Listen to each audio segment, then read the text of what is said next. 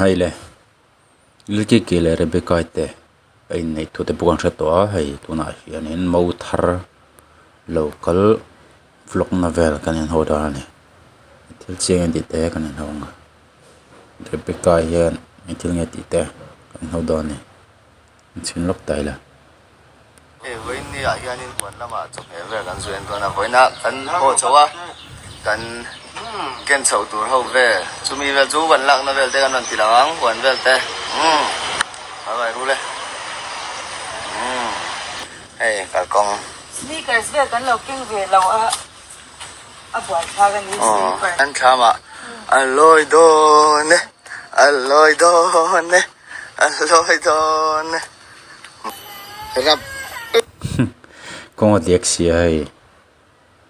chapal nen lek kalania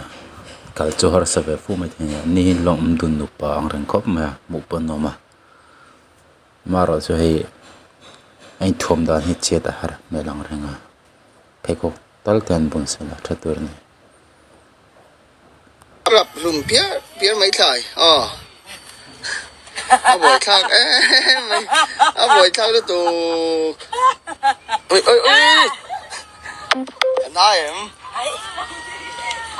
cái là chở chơi đi hồ yêu pro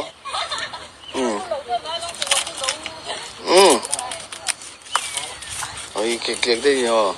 rồi sang cái lộ nghề in cái lộ nghề in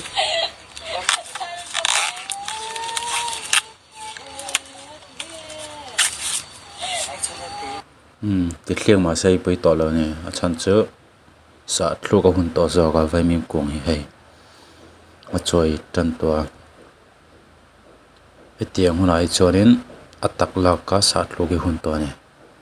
a kung te po en po hian ning sheta sa thlu hun to ti cái này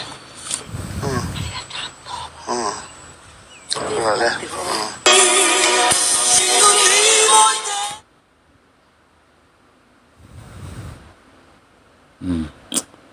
background music and play lat maya copyright om pal alom sia chuwang a sound kha kan off ri don ani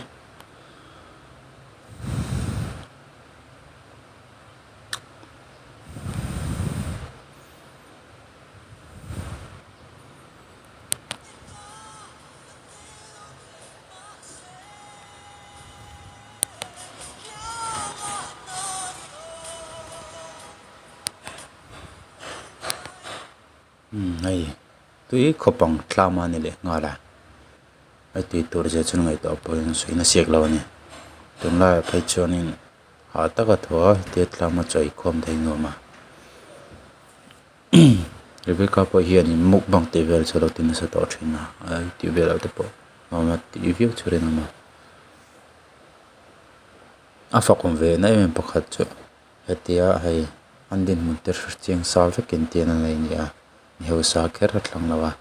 hetia nei do he afa min achonom tawze ta